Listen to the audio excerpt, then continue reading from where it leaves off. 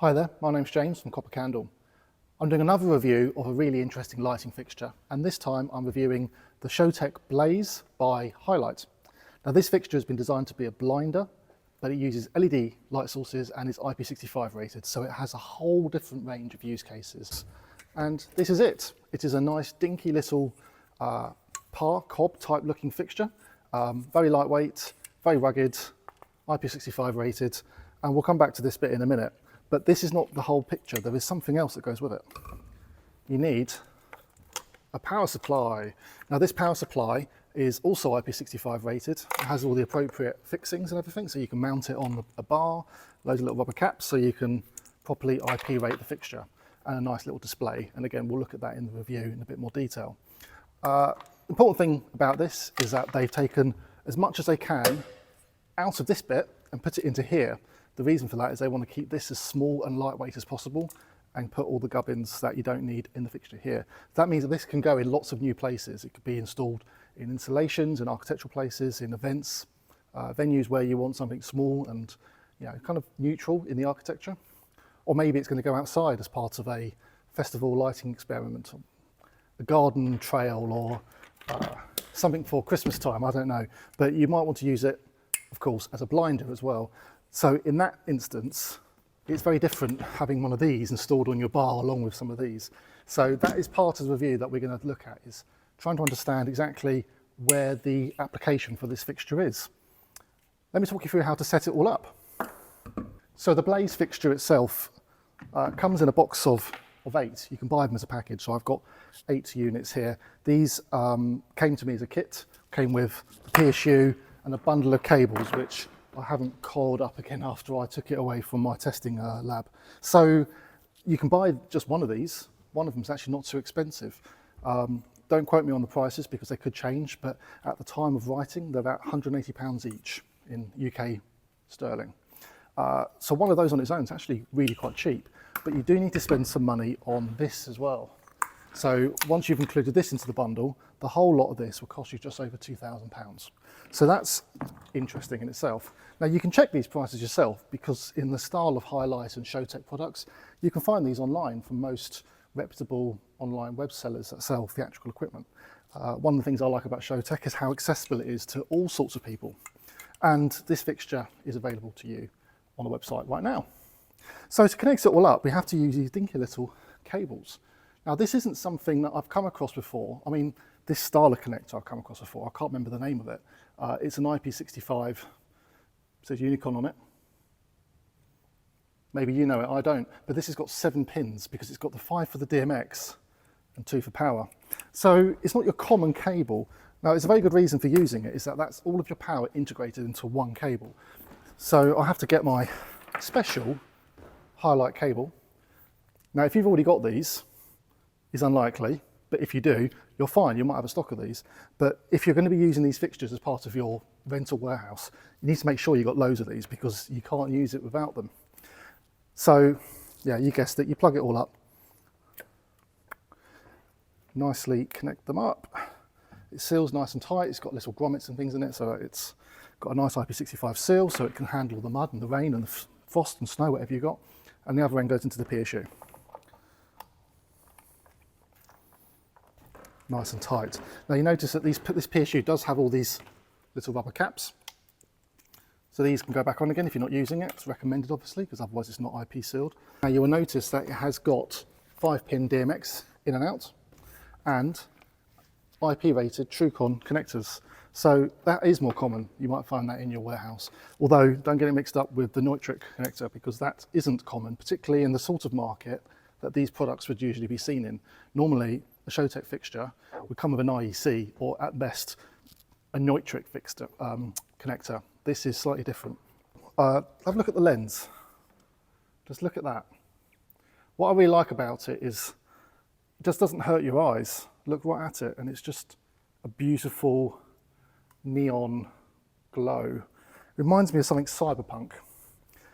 Now that's just running at the moment on a automated sequence on the PSU. I do have a little desk connected up. It's just a 33 channel box, and I'll show you how to use it. Now I'm going to try and do this without blocking the camera view too much. But you see I've got a nice little padlock up here, which stops me from being able to use it. So to turn it off, I have to press the mode and the set button, and it counts down 3, 2, 1. There we go, and now I've got some settings I can change. So let's go up, got my DMX settings. Now at the moment it's set to address 1, channels 33. If I drop this down to, which setting shall I use? Let's use 4-channel mode just to demonstrate with. Set that, and now I can take control of my little mini desk. We do have some automated settings in here. We've got manual, halogen turns on the blinders. I'll show you that in a second because you want to see the impact, right? Auto just plays some pre-programmed effects. And in program we have, again, some effects with just the glow function. So if I change these, let's choose a different one, there we go.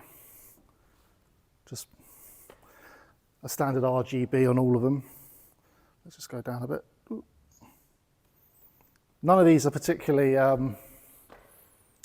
glamorous. They're fairly Christmas lights, what comes to mind, I think, when I look at them at the moment, but that's because this is the pre-programmed effects, and you know, a DJ might just take the PSU and just plug it in and start using it without needing a little desk. But you know, high-end uses for this case, which is really what I'm reviewing here, is you'd plug in a desk and you'd create your own looks, in which case the assortment of colours that this thing can create would cover you for anything you could think of designing. Now, in the time I've been talking to you, the little padlock's gone on again, which is something that's annoying me a little bit because it makes it harder for me to keep going in and checking settings. It certainly was when I was doing my testing. But to be honest, now that that's set up, all I've got to do is plug my desk in and all of this should turn off because it gets DMX. So let's give it some power.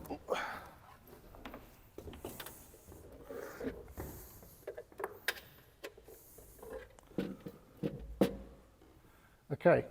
So now they've all turned off because the desk is on. I put it into 4-channel mode, so I'm expecting that to be white, or white intensity, and then RGB.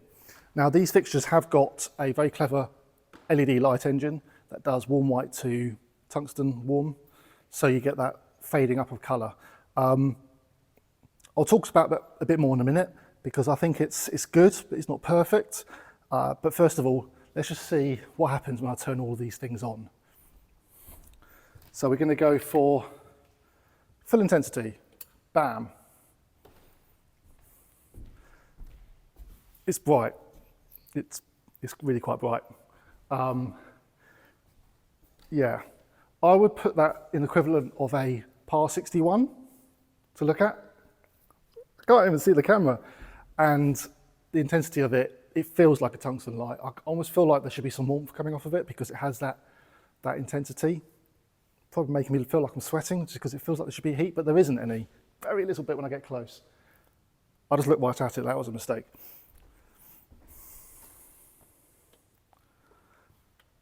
Now, in addition to that, we have got the red, green and blues. I'm hoping that some of the other camera views will pick this up nicely. So you can see now we get some nice glows, and the difference in intensity is quite remarkable.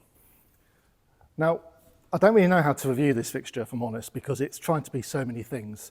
When it was designed by Highlite, they told me that what they were trying to do is find a gap in the market, and they definitely have, because there's no blinders that I can think of that are IP65 rated, which have an RGB eye candy effect, and are small enough to go into an architectural environment because the PSU contains all of the control systems.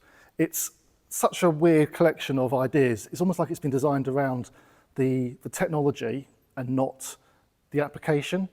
But Highlite do this a lot, and they keep getting it right, because as it was the case with the Sunstrip was able to find a market that it wasn't probably intended for.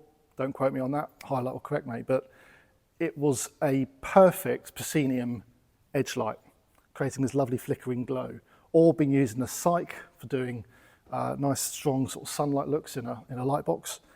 These fixtures will be the same. Like, we don't know what these fixtures could be used for yet, but they're really versatile. They've got this incredible tungsten intensity and this kind of nice RGB glow, which you could, I'm trying to simulate it just with faders, but you know, you create a nice little ripple. could be quite pleasant on camera in particular. But as I said, I had trouble trying to work out how to review this fixture because in my mind, this fixture should be on a truss, in an indoor venue most likely, possibly an outdoor venue, doing blinders into the audience, in which case all you need is this. In fact, you just want it to strobe. But it's got an external PSU and it's IP rated and it's got all this eye candy. So we need to think about this fixture in terms of what your application is and then see if it fits into it. So it's important that you know about it. Now, something that Highlite say one of the things they're most proud of is the tungsten dimming effect. So let's just have a look at this, because what they've done is they've really carefully worked out how to get a warmth from it, from the amber LED chip, that makes it look and feel like a real tungsten light source. Now I'm just playing with the bottom end here, and I'm running this in 8-bit mode. In fact, that's the only option that I was given. And you can see just a little bit of a subtle glow. Now, probably from the cameras further away, you might get a better impression here, but to me, it is glowing the color of tungsten. It's very similar to, the glowing lamp, but there's also just a whiff of LED about it. And it's probably the fact that at that level, a tungsten lamp, you'd probably have a bit more filament in it, a bit more of a sparkle. But as we go up, we'll see the color start to shift, starts to get a little bit warmer, cooler. Now, I would say that's probably a little bit too pink for tungsten light source. It's obviously trying to mix in the cool white LEDs. And the cool white are blue, and you've got an orange lamp doing the amber lamp LEDs doing the orange look. So you're now mixing blue and orange together. In terms of the monochromatic light sources, it's something that LEDs just really struggle to do, is to get that realistic simulation of tungsten. Now, I was told by Highlite that what they did to design this is that they matched a tungsten light source like for like. So every 2 or 3% they went up in value and set what the value should be to get the right look in tungsten.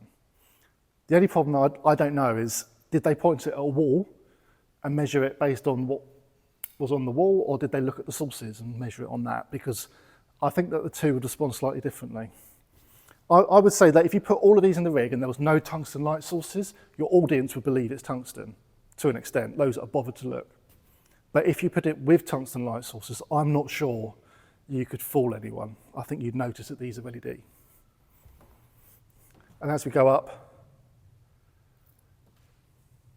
you see, now that this is getting into a much more intense light source, I think this looks like tungsten. I think this is where they've really got this right, and they have this tungsten effect. Now, once again, I probably wouldn't try running this next to real tungsten light sources, although Highlite claim that that should be possible, that you can run it alongside their existing tungsten blinders.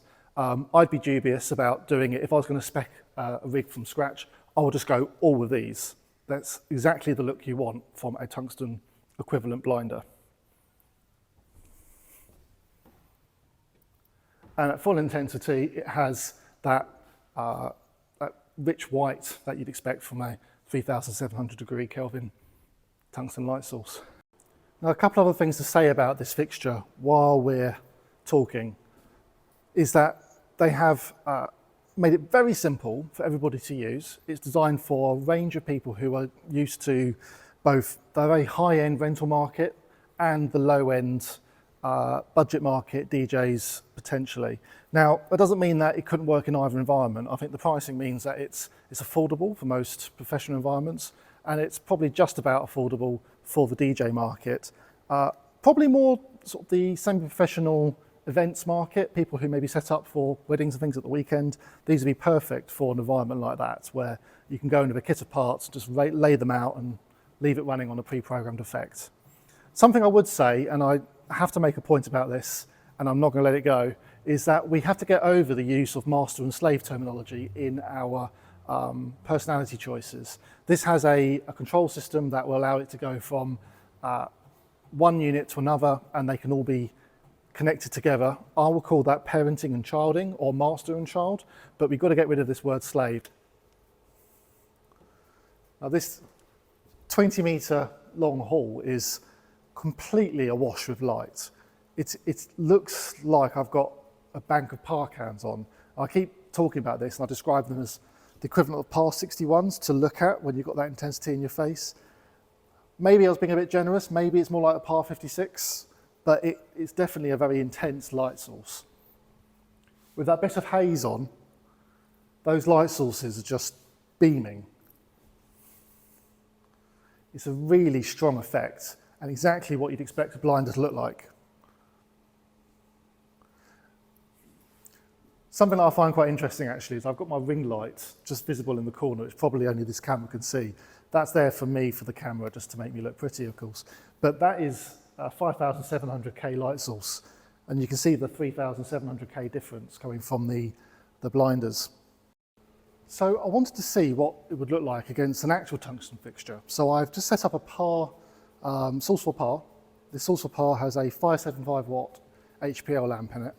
And it's giving you an idea of the difference between the fall-on output of that 575 watt lamp, albeit it's been running probably for a few hundred hours now, and our blaze flex. So we can now really compare like for like using the sort of the camera view at the back, what it's actually like to look at. So let's just come back a bit.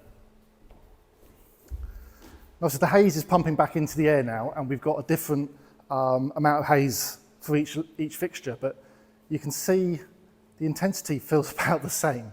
This little 100 watt LED luminaire here is flooding this room with the same amount of light, at least in terms of the source, as my Parnell. Of course, one obvious difference with the source for par is that it's a much bigger surface area. Now, a blinder would be a lot smaller, a lot more narrow. That's where the Blaze Flex has an advantage. It's a much more intense beam, much more homogenized, it looks quite pretty.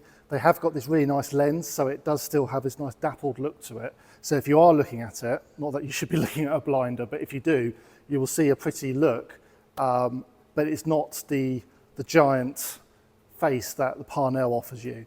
Of course, those fixtures are designed for lighting something, not to be seen. So the sources aren't designed to look quite as attractive as these Blaze fixtures are. But it's very impressive to think that a 575 watt HPL lamp is being outmatched by this 100 watt Blaze fixture. Something else I found quite interesting to play with is trying to get the source to look a different color than it should do. So we've got the amber light source. I put it into 40 channel mode now so that we have an extra channel per RGB cell. So we've also got amber and then red, green and blue, okay? So that amber light source is the same one that's being used in the tungsten engine to create that variable tungsten as it goes up. So let's just go back and have a look at that again just to see. So in 40 channel mode, we don't have that amber doing the job it's meant to be doing. It's just coming down into a very dim white.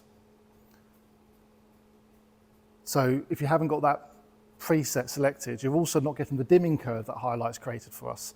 So Highlite specifically worked out the steps of the dimming curve to make sure that it replicated a tungsten blinder, and even worked out the responsiveness of a blinder in strobe mode so that it would simulate that intensity of a strobe in real time. So it's not using that instant LED on that you normally get. So you can run it side by side of a tungsten fixture. That's the sort of thing that Highlite have spent a lot of time researching to make sure that it works for this product. But in this mode, 40 channel mode, we are keeping the color consistent. It's just a linear, LED down. And you can see right at the bottom there, now it is an 8-bit dimming curve, and I'm using a fader on a very cost-effective, let's say you call it budget, lighting desk, and we're just getting a bit of stepping. That could be the fader, could be the light, I honestly couldn't tell you. But we are getting quite low, so we'll forgive it. Now, if I wanted to play with this a little bit, quite fun, is just to put a little bit of glow in. I can now mix my own colour glows. So I can just put a bit of the amber in myself, try and get that light's glow to look like tungsten. So I can match that myself. I can also, a bit of fun, I can just push in a little bit of green or a little bit of blue, make it sort of a lavender, pale lavender look. So now we've got this sort of slightly lavendery, pinky glow coming out the light, which is very unnatural. So we're not observing the rules that were given to us by Highlite. We're ignoring the laws of tungsten. And now we'll get the right fixture. now we can bring in our colours on top of that. So flashing all up to full, and when we come down, it's just left with this blue glow. So if we just leave it on at a very slight simmer, we get this nice pinky lavender. So depends what you want to use it for, really. If you were going to try to create a beautiful cascading colour ripple around your proscenium or across the top of your truss, these fixtures would be great. They give you all that flexibility. They have that all built into it. If, however, you just need a big punchy blinder look, it might be cheaper just to get some blinders. What these are offering you in the tungsten world is a bit more intensity, IP65, but you can get IP65 blinders. A hell of a lot of cabling that you've got to sort out, and no dimmers. So all the advantages LEDs normally give you. But you can also just get LED blinders as well. And Showtech do make this very product with an integrated PSU, DMX and power straight into it. And it's a bit bigger, it's got a big chunky bit at the bottom, and it's a bit more expensive for it, but no more expensive than a set with a PSU. So I ask you, why not use that if what you want is the tungsten look from this? So the reason you would use this as a blinder has to be because you want it to do the blinding tungsten look, but when it's off, you want that nice blue glow or whatever color you're choosing. That combination of two effects is the only thing that differentiates this from their own product range, the other Blaze products. So you have to want those two things together for it to make sense. As for the IP65 rating of this fixture, that's fantastic. I love a bit of IP65. It means you can use it in all sorts of environments, and it makes it much easier to work in festivals and outdoor concerts. You can just put it up and forget about how to look after it. The issue for me is this bit, is this very specific cable that you need to have to be able to make this work. This cable is not anything special. This connector is quite common. You could probably get this on radio spares and make your own, but it's not something you'd have in stock necessarily. So you're going to need loads of these because you know that you're going to run these all out somewhere, and your 8th fixture, which has to connect to that PSU, is going to be just 2 meters away from the cable, and you're not going to be able to get it to reach. That's going to frustrate people. But that said, if you're using these cables, you've got a nice solid IP65 connection. It is a good cable. It is the right one for the job. So rather than having a separate DMX and a separate power line, you've got it all in one cable, less cables for a scribble to chew, and it's the right choice, but it is frustrating that you might not have it. The other thing I wanted to point out is, first of all, it's got a fan in the back, very quiet. I can hardly hear it when it's on. Now, this is a really nicely designed fixture. It's got 2 locking nuts on the side. It's got a nice sturdy base. You've got 6 holes which have been carefully planned to fit into standardized brackets. So you can easily put this on a wall in the building and have nice even distribution. This is a sort of feature that I think is quite neat. They have drilled these holes at a 45-degree angle so that when you put your screw in, it goes into the wall at a 45-degree angle so that it's more secure. I like that, that's good thinking. Normal M10 bolt hole. So you've got a couple of extra covered bolt holes here so that if you are using this outside, you could bolt it onto a wall with a nylock or something, and this cover will keep it nice and away from rust and the elements. So nice thought there. It is very light. I can easily carry 4 of these in one go. I mean, the bracket's a bit chunky because of all of this, but you can carry 2 in each hand, and it's not too heavy. I think the final thing to say about this product is that I do like it. It isn't something that I naturally understand how to use. It doesn't have a function that every lighting rig needs. So it's difficult to review something that has specific purposes. They have called it a blinder. It is a blinder, but it's also other things which aren't blinders, such as something that might go in a bush to create a nice glow. It could be used for eye candy for a camera. It could be used in an architectural situation for creating pretty looking walls. It might be used for illuminating large areas.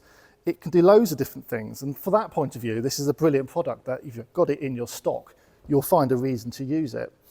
If you're a lighting designer trying to specify on a show, I think you'd struggle to know what the difference was between this and a much cheaper product. You might have to compromise and not have the glowing color. That would look very nice on camera.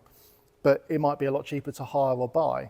However, you may decide that actually these are features that you want, in which case this is the only product that will do it. They found such a unique place in the market that this is the only product that can do a lot of the things that you might want. So if you wanted all of those things, you need the Blaze Flex.